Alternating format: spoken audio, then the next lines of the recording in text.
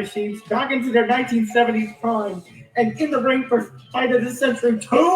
No! What did you think your $50 was going to? Congratulations, you got what you paid for. Nick Morrison. Adam Silver needs to shake the F up because right now his flares are controlling him in this league. If you look at Major League Baseball, you look at NFL, you look at NHL, the players are not running the commissioner. And Nick Federa.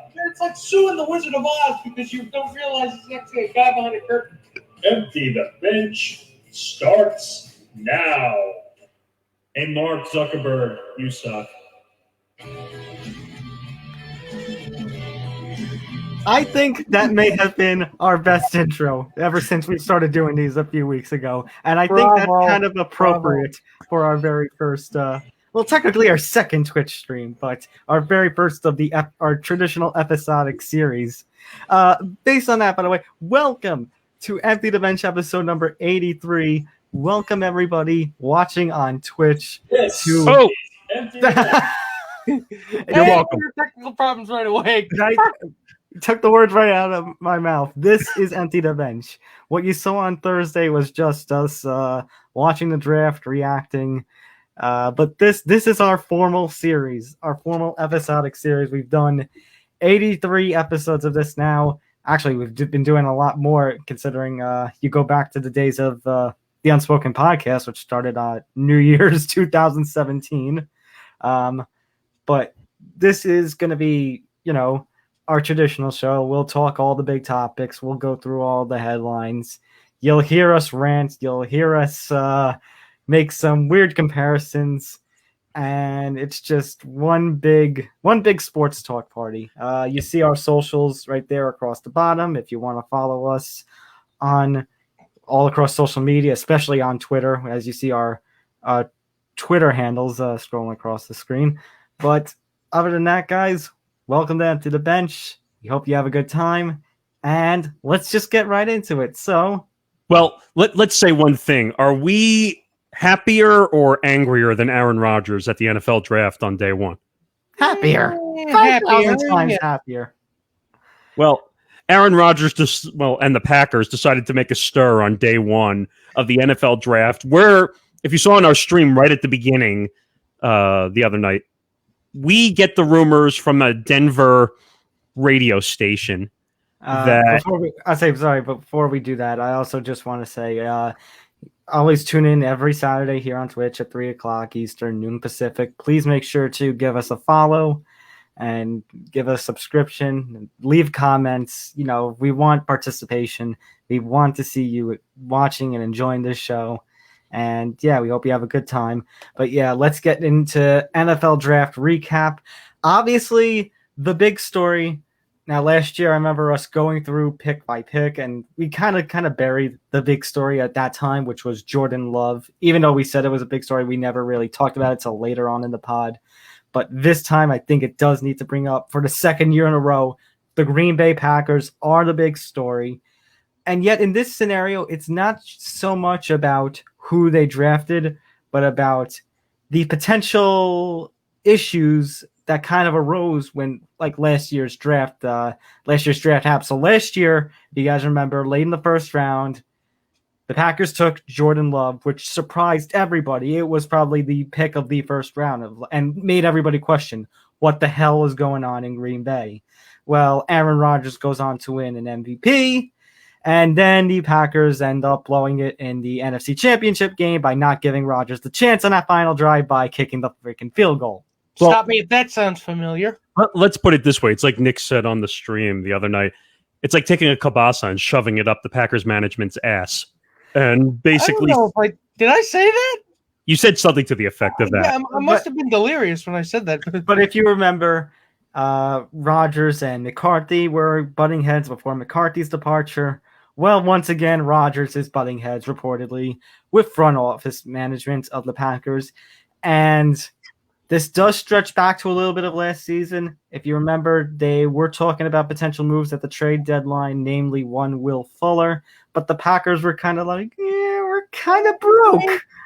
maybe we don't have the scratch to put together what we think we do. Because is anybody really rich? I mean, we're all billionaires, but do we really want to spend the money?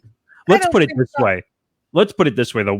Nick, you were asking about what's considered long term when it comes to NFL contracts. Well, we're talking about 3-4 years. That's what's considered a long term contract. Now, how old is Aaron? He's 37? 38.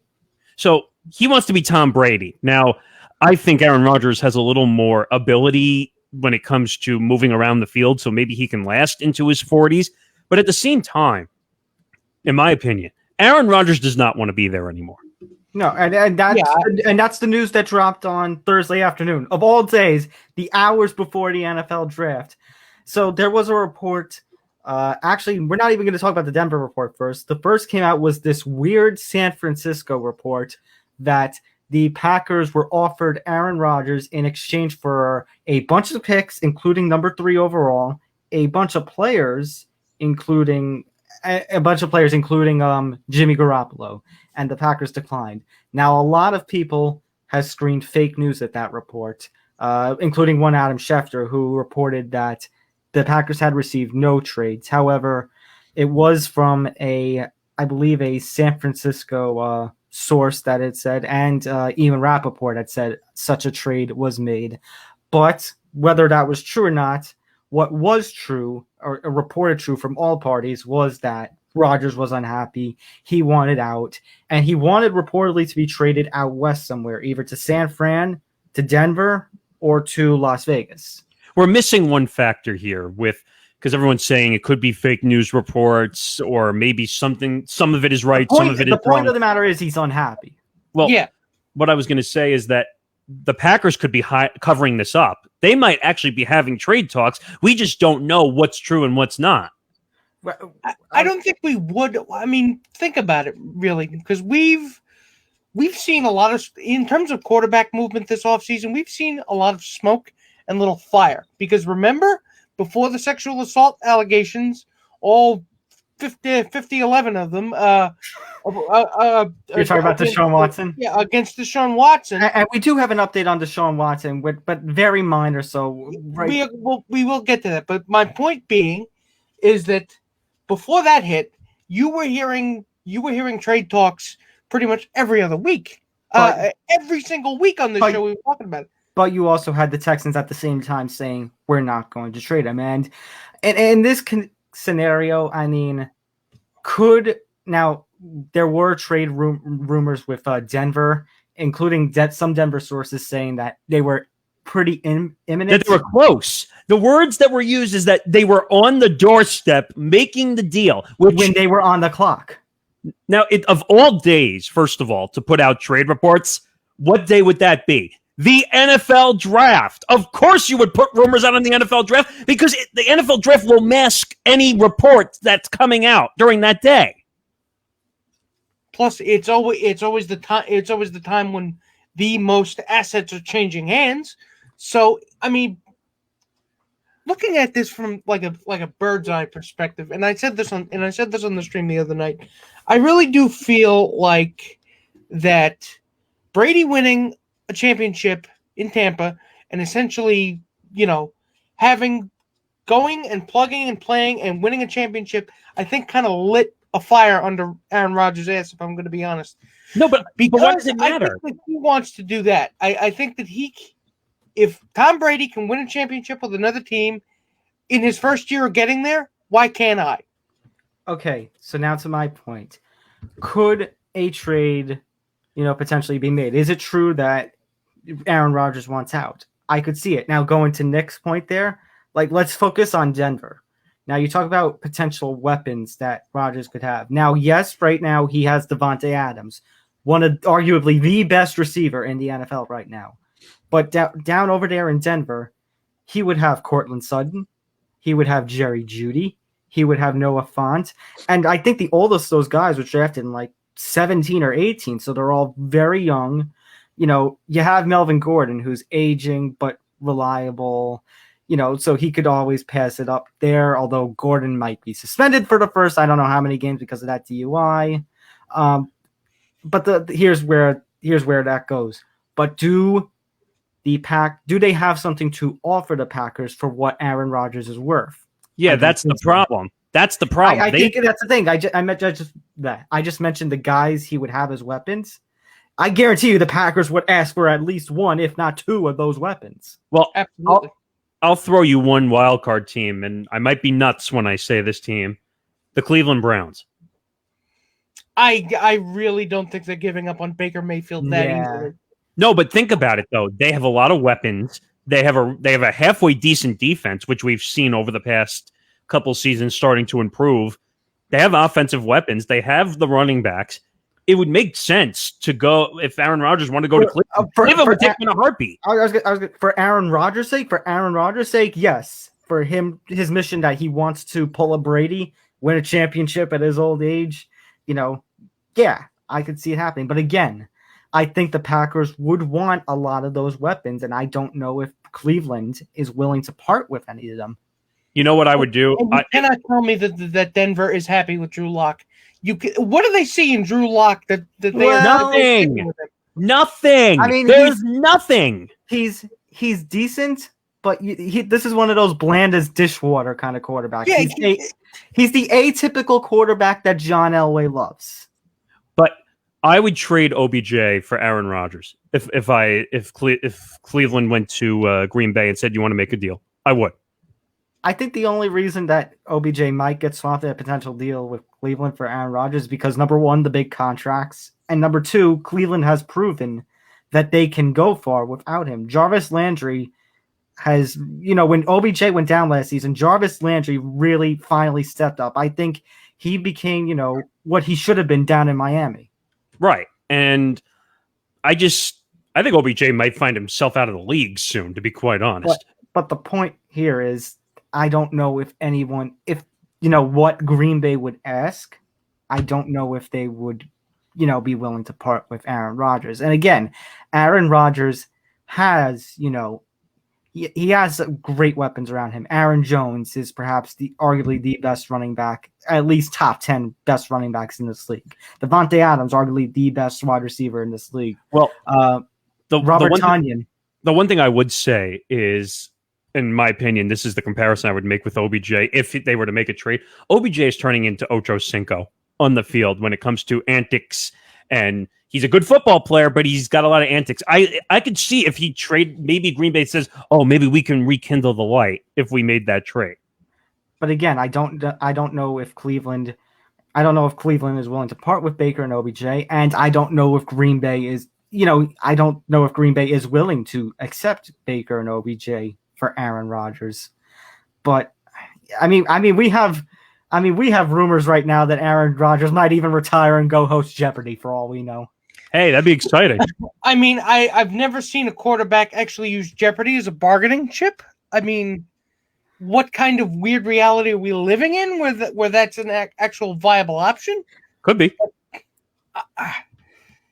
This is not going to end today. This is going to be a storyline probably for the next couple of weeks, because. But you know what the problem is here? That when Aaron Rodgers is the story of the NFL draft. Now, by the way, I don't know if you guys saw the numbers for the first night of the NFL draft. 12.52 million views. It's the highest rated or highest viewed number of the NFL draft in years. Let's face it, we have a lot of hype around this draft. Let's be real, guys. The draft did not start till number 3. We knew Trevor Lawrence was going to go to Jacksonville. We knew that the Jets were going to take Zach Wilson. I know you're disappointed there. The draft, and it's kind of appropriate I said the draft started at number 3 because we were suspecting that the 49ers were going to take Mac Jones, but they decided to acquire Trey Lance, which is a bit of an interesting choice, although somebody I know who's a Jets fan actually wanted Trey Lance over Zach Wilson. I think a lot of concern about Zach Wilson, I don't know if you have an opinion on this, Nick, is the shoulder, is the banged up shoulder. Of course it's the shoulder. That's the biggest issue. But at the same time, there was another quarterback that I really wanted the Jets to take, but Chicago traded up and got him for got fleeced. Okay, let's talk about because we mentioned Denver. We mentioned about Denver potentially taking a quarterback around the time that those, like they were on the clock. We heard about the rumors about Aaron Rodgers, but they were on the clock, so we assume, okay, they're going to take Fields or Jones, who were one of the two quarterbacks left. All of a sudden, the Broncos announced that they are acquiring Patrick Surtain II, a cornerback. Now, Surtain is definitely one of the best corners in this pool, and the Denver is in need of defense. But like it goes back to what we were saying. I guess Denver loves Drew Lock, or basically they're not giving up on Aaron Rodgers, and they're just that confident they're going to get Aaron Rodgers, which that takes balls. That's a big that gamble. takes balls. I remember when we were doing the stream and we saw that pick come down. The three of us started screaming like That was the pick of the draft. That was the turning point of this draft.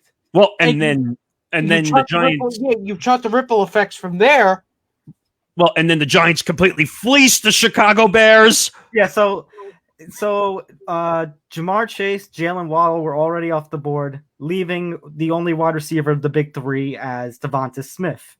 So the Cowboys ended up trading down to the Eagles. So the Eagles and Cowboys flipped 10 and 12. The Eagles pretty much did another suck it Giants and took Smith from them.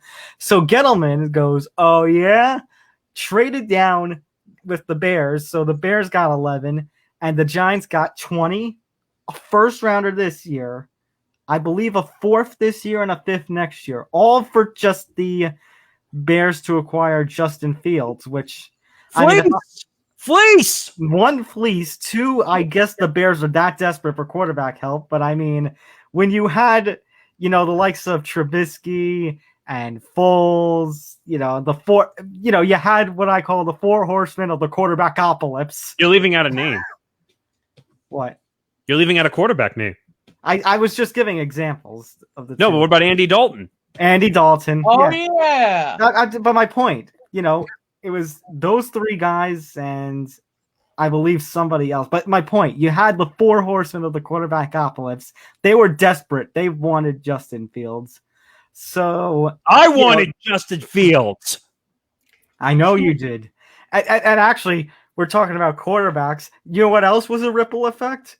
The Patriots didn't need to trade up for Mac Jones. After all the speculation that was made by NFL draft analysts, by Mel Kiper Jr., Todd. I mean, they made it clear that the Patriots were going to have to trade up. And look what happened. They didn't have to do anything. It was made by by friends of mine and by members of my family. The point was made by them, I should say, that there's no way the Patriots aren't running things from the back because you don't get that perfect unless you are running things.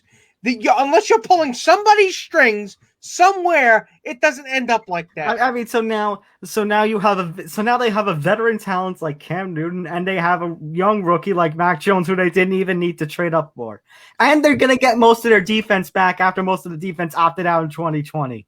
You are telling me now that the Patriots, after we were like, okay, the dynasty is over, they've missed the playoffs, all of a sudden it's like Bill Belichick is his middle finger is just growing, and it's like, oh yeah. You know what?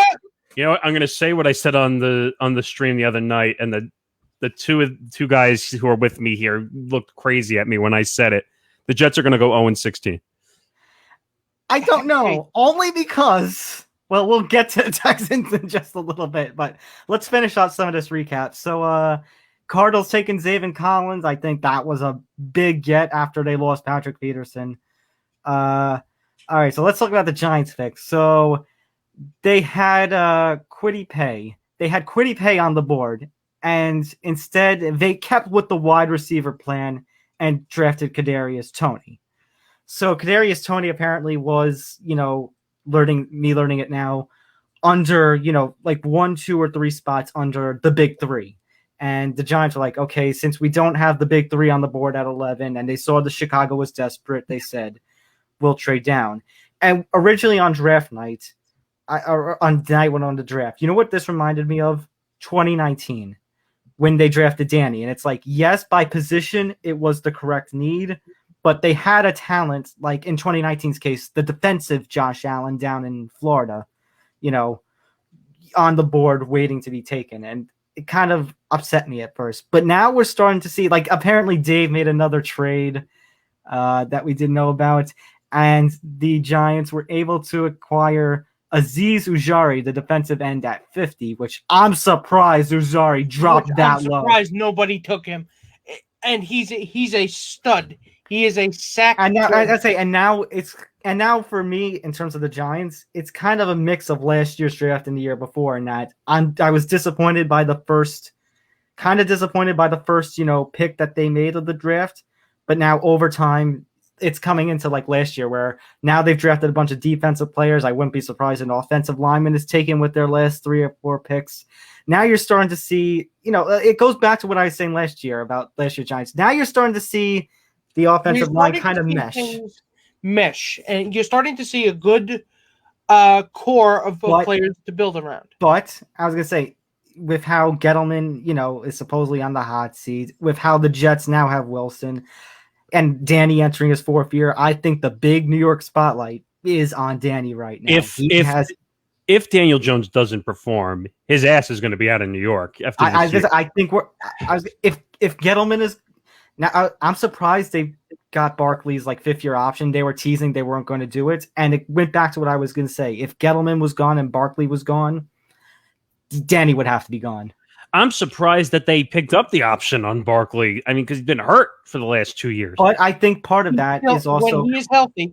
He is great, right? And I think part of that is because they have used him so much that they ran him into the ground. But at the same time, teams are now stacking the box against the Giants so much that the running game is irrelevant. Well, that's why they now have 5 receivers. You must offset it with Sterling Shepard and Darius Slade, Kenny Galladay. Kenny Galladay, who just signed. And I don't want to disparage Kadarius Toney. He's got skills. He's got some dynamism. He's got some moves. And let's face it. The NFC East is an absolute crap show. Yeah, any of these teams can freaking win it. He needs to be. Can he be put in a good system where he can win? The question mark here is Danny. I think the thing about the Giants is, I think part of it is blaming on the NFC East. Because right now a 7-9 team or an 8-8 team can win the NFC East. Although it's a tough division because who wants it? It's a free for all, and basically, we all know what happened with the Eagles because they apparently are having a quarterback competition. Just to finish things up here, by the way, Najee Harris, pick at 24 by the Steelers. I think he has a lot. Like, you're talking about setting up a guy's success. Did you see the big story that came out with him on draft night, by the way? What exactly you're referring to? I thought I saw a story that he was throwing a party at a homeless shelter. Oh. I didn't hear that. What? Yeah, I did see that story, actually. Okay. Well, good for him. That's where he was at the homeless shelter that he was at.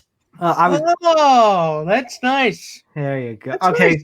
I was gonna say, I mean, you're talking about now. That's the thing. I'm worried because he's going into a toxic culture like the Steelers. But you know what? You know what's funny about that?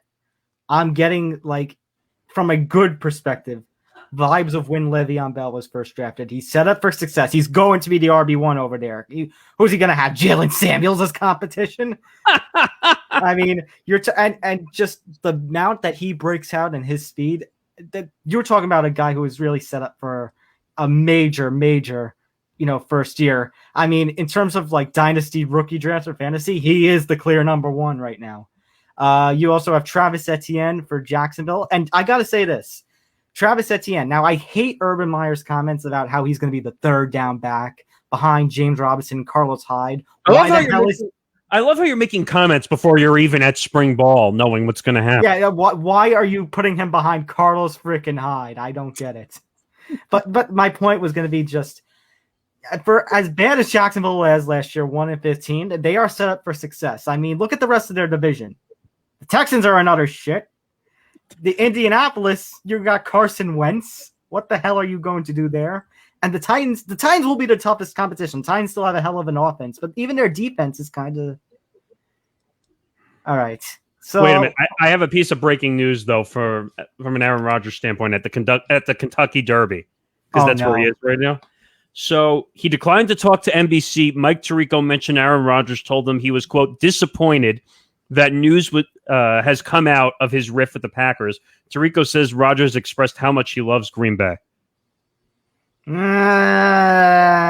you mad it got out, or you're mad the people are reporting on it? Because I think it's the former and not the latter. Both. I was going to say I my BS meters are going off here. Yep. Ding ding ding ding ding. We actually have to create a bullshit meter. All right. So here's the Deshaun Watson update. So damn it! I thought the story was over. Well, this is not a lawsuit related story. I mean, that story has been quiet. We're assuming that they're in settlement talks right now, but the report actually came out. This came from I believe his name is John McClain down in Houston Chronicle and Pro Football Talk, Mike Florio's brand. So reportedly 8 teams were interested in Deshaun Watson earlier this week before the legal trouble. Well, not just earlier this week, earlier this offseason before the legal troubles came out. Now, the report had stated that the team would have granted the trade request this week. Now, as much as his reputation, Deshaun's reputation has gone down. His ability hasn't, but his reputation has. I kind of call BS on the second part of that statement. You guys remember how firm Houston was. We're not trading him. All the teams they're coming after, they're not trading him. We're not trading him.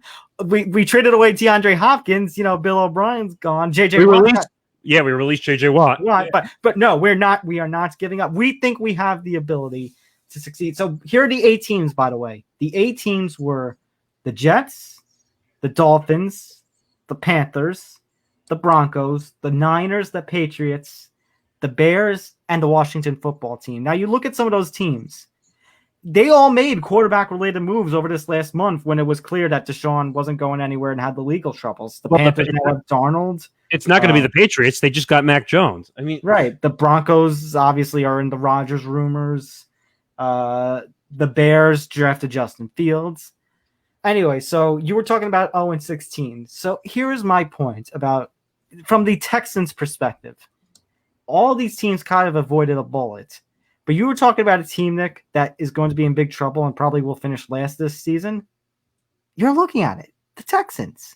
Because Deshaun's going to get suspended for at least half the season. And that's just the NFL being its BS self in terms of suspensions of this kind of caliber. This whole report is bullshit, okay? Because they came out, like you said, and they said, we are a hard stance. We're not trading Deshaun. If Deshaun doesn't want to play here, we'll put him on the ineligible list, and he just won't get paid to play. I know, but now to my point, you were telling me, and this is why I understood Deshaun's frustrations. I mean, look at this roster right now. At running back, you have David Johnson, Mark Ingram, and Phillip Lindsay. All 3 talented guys, but I mean, David Johnson has fallen off of a cliff from what he was in Arizona. Injuries, yeah. Mark Ingram, I love Mark Ingram. I really love Mark Ingram, but he's old. And Phillip Lindsay is a career backup, guy. He was the backup. He's a turf toe injury guy, too. And a wide receiver. Okay, so yeah, Will Fuller was suspended for most of the last part of the last season. The first game this season, but you let him go. DeAndre Hopkins, I don't think anything needs to be said there. So you're telling me your wide receiver 1 is Brandon Cooks? Oh, boy. JJ Watt, you traded away? You are telling me, you know what this reminds me of? This exactly reminds me of the 17-18 kind of 9 vibes. This is a slap in the face from ownership to fans. You are telling me that this is a team that you think has success? Not even with close. Or without Are we watching the same team? You're not watching the same team. First of all, the Texans need to wake up and realize that they're going to be a terrible team this year. They're going to be down there with the Jets as one of the worst teams in all of the NFL. First of all, denial is not just a river in Egypt. So Okay, that was good. That was a good one. That was good. All But right. the draft has been an interesting place, and I mean, it's still going. There's still another 3 rounds, which no one cares about. So I love it. I love it. It's the most hyped draft in a little while. All right, let's get to this big story. Little bit of breaking news. This came out yesterday. Roberto Alomar, the MLB alumnus, one of the most excellent players, from is he a Hall of Famer? I don't know. I don't think so. Allow me to do a bit of Google foo and come Did he in. make the Hall of Fame? Let's see. Yes, he did in 2011. You were Let's talking about see. 12-time All-Star. Let's see if Major League Baseball now steps on what the Blue Jays did, but let's tell the story. Yeah, so 12-time All-Star, 10-time Gold Glove winner, Blue Jays legend, ALCS MVP. He was on the 2 Blue Jays World Series teams. Roberto Alomar has been placed on the MLB ineligible list and fired from the Blue Jays after reports of a sexual misconduct accusation from 2014. Now, I asked this question to both you guys because I didn't know if there was a statute of limitations involved with this whole situation where they're first dealing with this in 2021 when it happened in 2014. I really don't think we did. I really don't think we should be disparaging, because if it happened, it happened.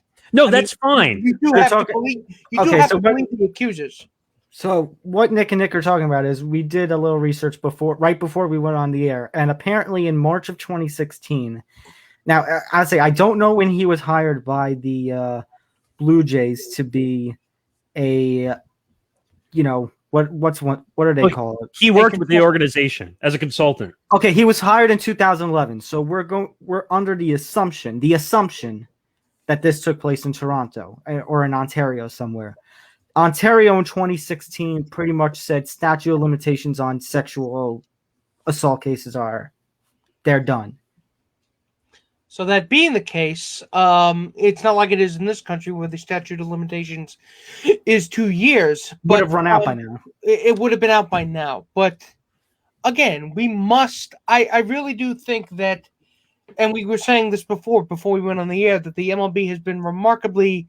Well, they've been consistently inconsistent with how they've punished sexual. I had said that they had fallen to. I had said that they had fallen to NFL level when it came to cases like this. Let me make the statement I was going to make, which was basically so you smash Roberto Alomar over the head, but you don't smash Mickey Callaway over the head. Hey, Rob, wake up and do your job as a commissioner. Oh, wait, you can't do it because you're not capable of doing it.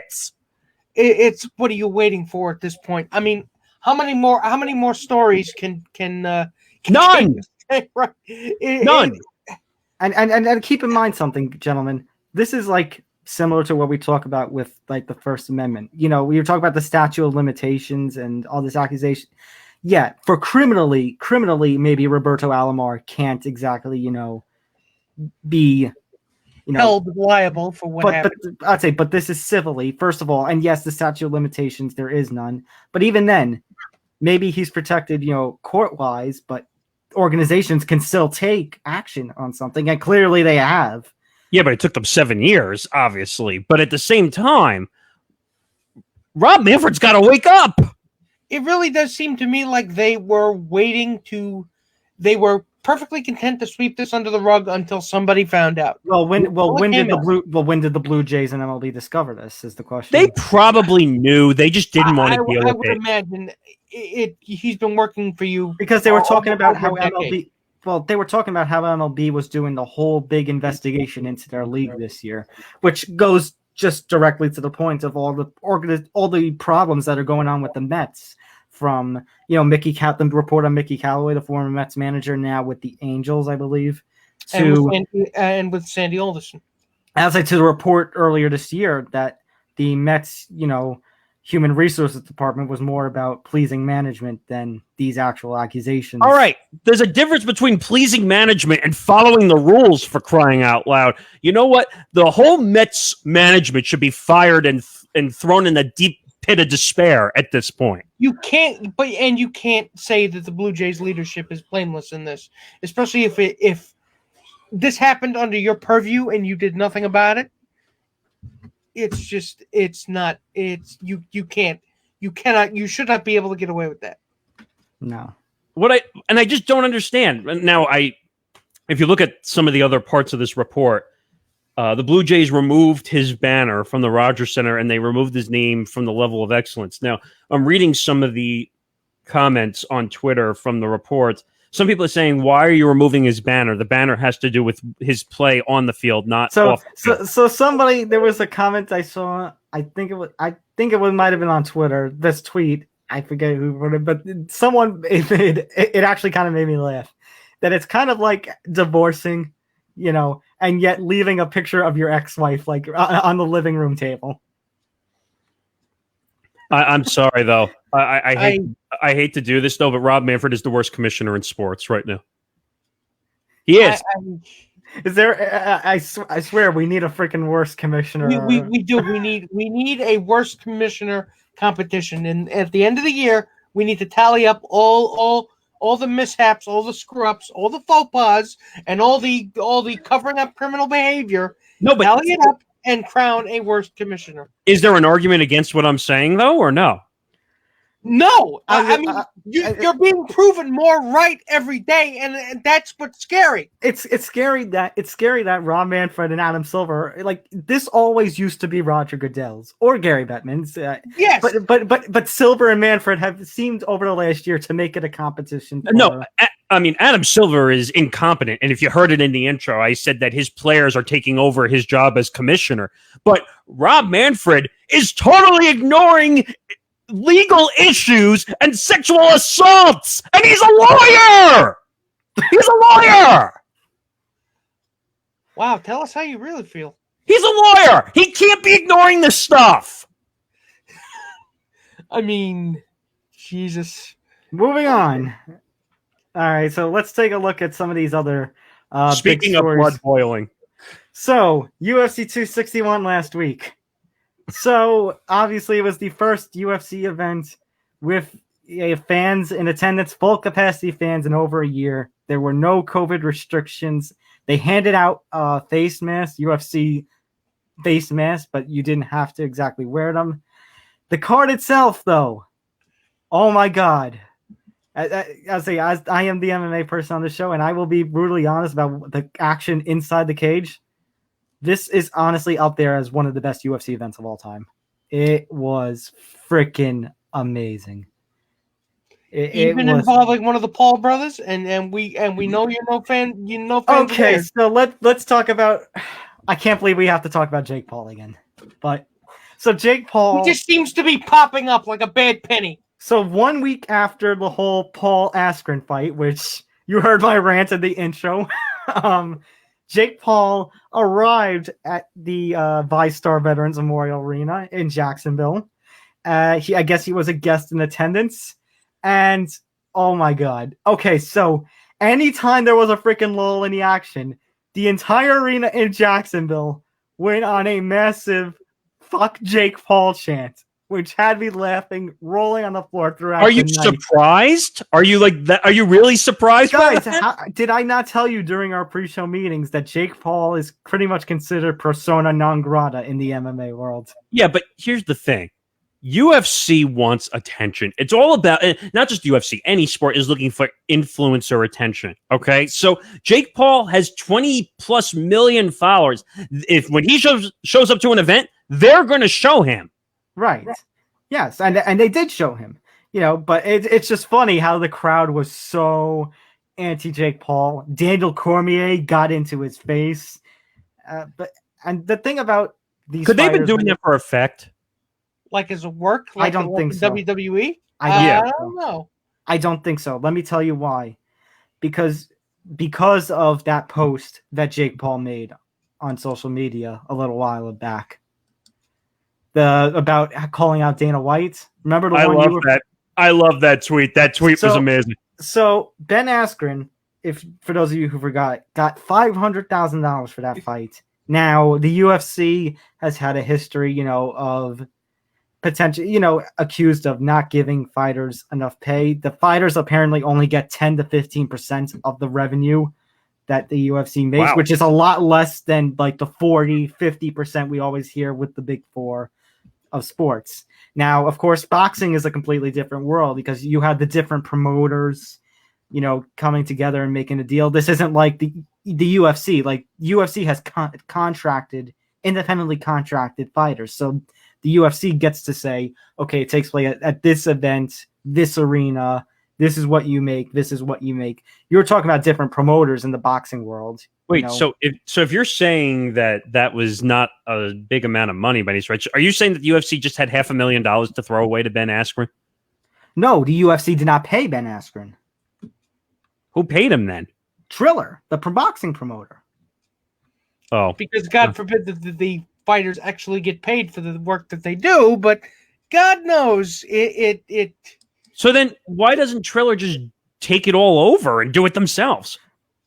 What do you mean? Why UFC just use Triller? No, they're contracted to. They're contracted to do. I was gonna say I gotta give you guys UFC. like a little history lesson about all this stuff. But how basically it works is like they are UFC fighters are independently contracted to the UFC. So how, according to Dana, how it works is he has to offer the UFC fighters 3 fights a year. Yeah. Oh, you're talking. I'm taking notes. Yeah. Okay. I was gonna say he has to offer 3 fights a year. If he doesn't offer them 3 fights a year, or if they fall out for whatever reason, Dana has to pay them. If they refuse fights, the UFC does not have to pay these guys. Wow. Must be nice. But it's another one of those cases of like the WWE, like how even though they're independent contractors, they can't go work for say AEW or Impact. So if let's say Connor wanted to fight Jake Paul, and Jake Paul has called out Connor. Basically, that would be amazing. Basically, though, the UFC can say, if Triller tried to offer him a contract, the UFC can say, okay, we're going to sue Triller now because Connor is contracted to us. God, there is like so much legal There's so jumbo. much, yeah, there is. It's hard to keep track of all of it. To be honest, If you're not careful, Dana White will sue you for breathing. Actually, that might be Vince McMahon's monocle. He might sue you for breathing. honest to God, I think it's. I'm not completely not surprised by this because it's about asses in seats and eyeballs on screens, and hate watching is watching too. So if you're watching the Paul brothers, if you're watching them to hate on them, or if you're watching the UFC to hate on Dana White, or the fact that they had a full capacity crowd, you played yourself because it's money in his pocket. Right. Wait a minute. We got Nick last week. We almost broke Nick last week when we told them about the COVID protocols. You mean lack of protocols, but like that's what I mean. Yeah. But again, it goes back to what I said about the Paul Askren fight. Congratulations, you got what you paid for. Well, wait a minute. I need the reaction on Logan versus Floyd. That's the reaction I need. Oh, wait. I'll make the reaction for you.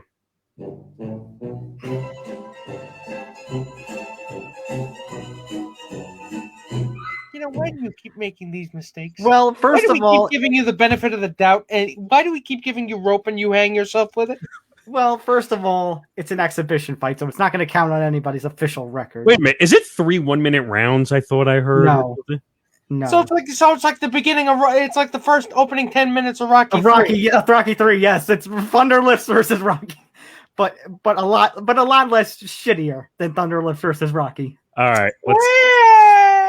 But my whole thing is, I guess it's win-win because either a Paul brother gets beaten up or we get to see Floyd Mayweather lose, I guess. Let's just put another $100 million in Floyd's pocket. Who cares? All right, Mr. NBA, we have about 15 minutes left, so let's get through these really quick. So Kevin Love absolutely flipping out recently that he had to apologize for. Well, Kevin Love plays for the Cavaliers. Still kind of had a mental lapse while playing in a game. I think it was versus the Rockets. I think they were playing, and so a basket is scored. So Love goes under the basket for the inbounds. The ref throws in the ball, and he just hits the ball in with a flat palm. And they called it fair play, fair ball into the court, and the Rockets scored another basket. And you could just tell Kevin Love doesn't give two shits anymore.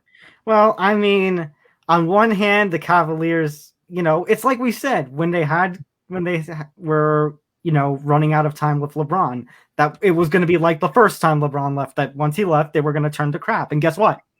They turned to crap. Now, I have to make at the same rate, the counterpoint, Kevin Love's the one who signed the extension. I think he kind of should have known what he was getting himself into. He's made his money. He could give two shits what happens on the court anymore. But one thing he's like the last man stranded on a desert island after everybody's left via cruise ship. Yeah.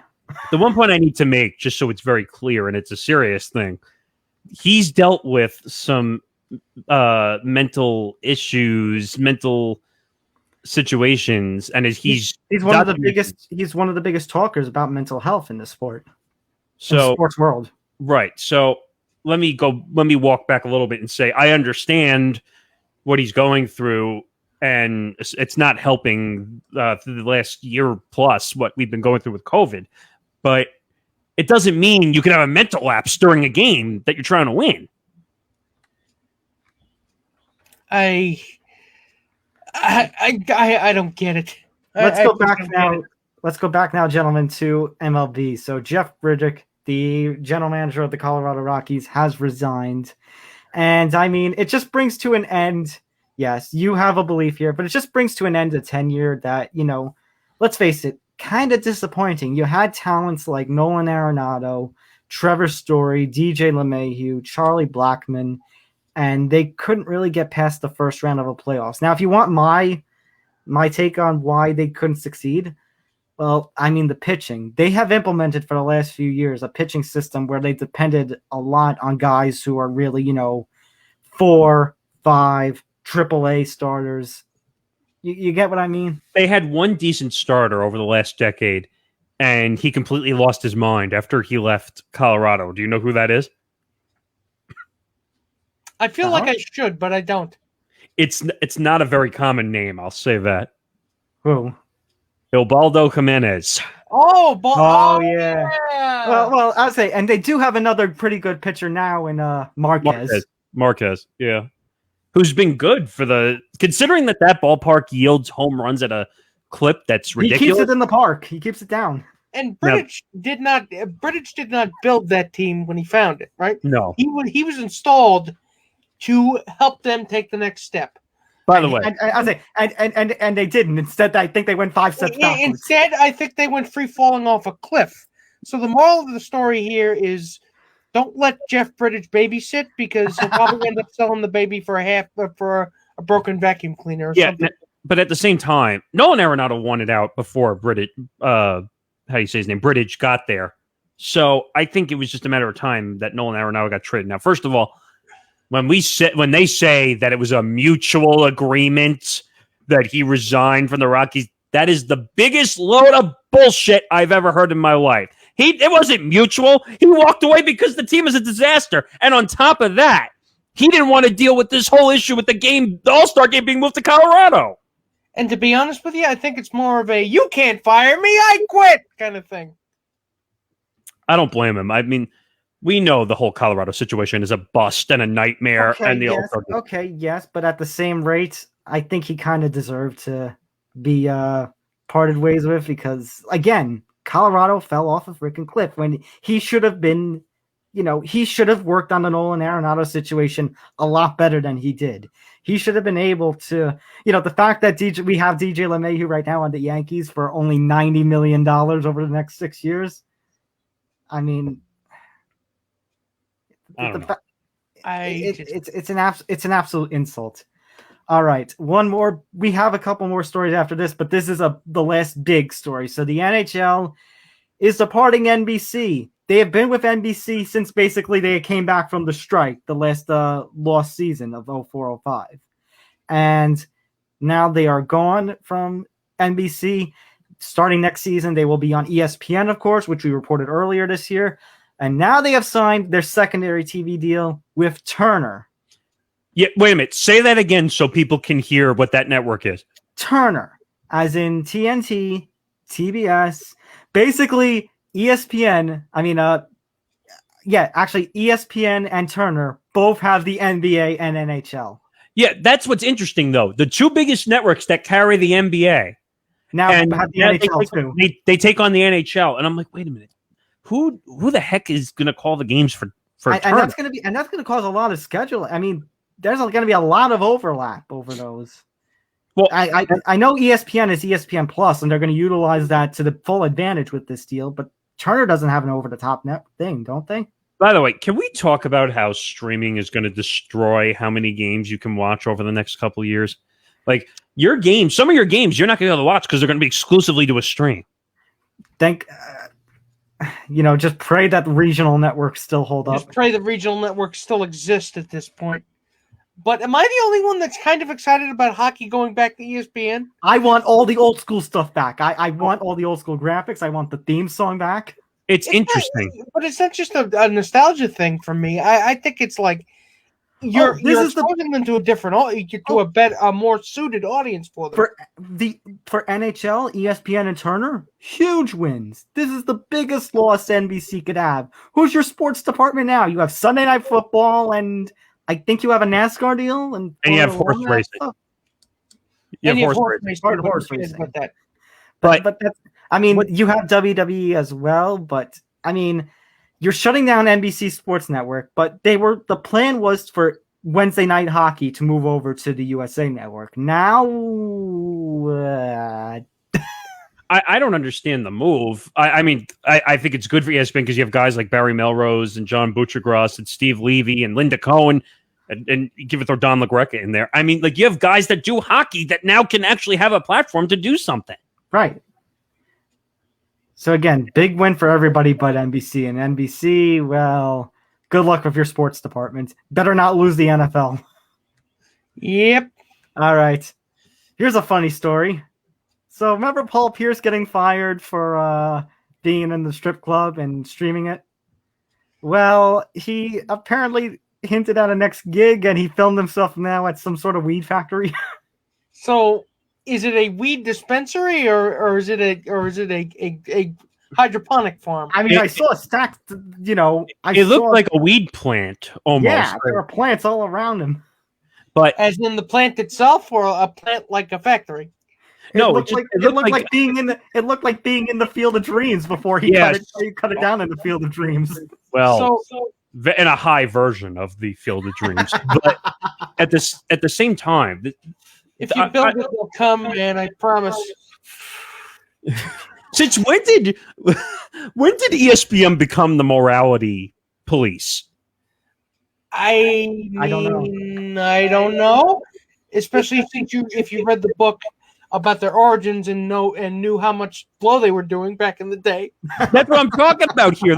So, and you know what? Paul Pierce was not the best analyst. We know that, but at the same time, and by the way, between the three of us and all the millions of people, hopefully, that are listening, I think that he will end up at Barstool. I agree. Probably, but still, weed's a lot of money. There's a lot of money, and the sick part is, I can't blame him.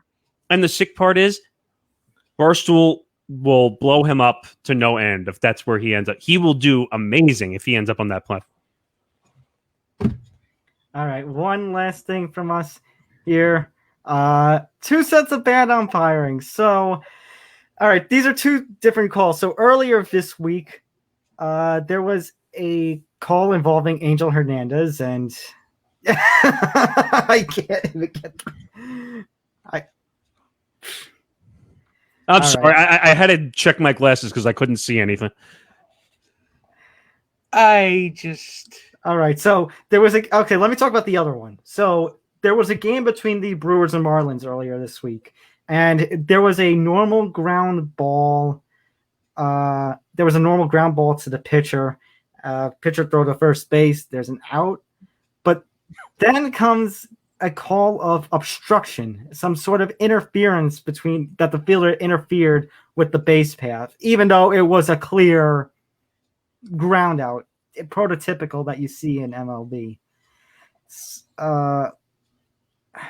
guys, I think we're one step closer to robot umpires. I hate saying it, but I don't want robot umpires because then we're going to end up with baseballs hitting the dirt and they're going to call strikes. Like that viral video, for crying out loud. But man, I agree with you, Nick, but man, umpiring has taken to a new low in 2021. I don't know, but I don't know. I have nothing else to say on this story. I'm annoyed at Angel Hernandez. Gentlemen, I think we had a very good first show. I think we're going to be, us and Twitch are going to get along just fine. Yes, and just to give people an idea, we are working on some bonus content behind the scenes, and on top of that, 1 week a month you will get some kind of bonus, like not a full episode, but you'll get some kind of bonus content 1 week a month. So you'll look forward to that as well. Yep. So make sure to follow us all across our socials. You can see right there. You know, our personal socials that you see are on Twitter, and then the Empty the Bench show at ETB Sports. You can do that on Twitter as well as Facebook and Instagram. And yeah, so please make sure to give us a follow. Thank you so much. Here's to a new experience. Here's to our days now here at Twitch. So for Nick Morganson, Nick Federa, I'm Tom Albano, and we'll see you next week. Until then, take care, everybody. Good night, everybody. Good night.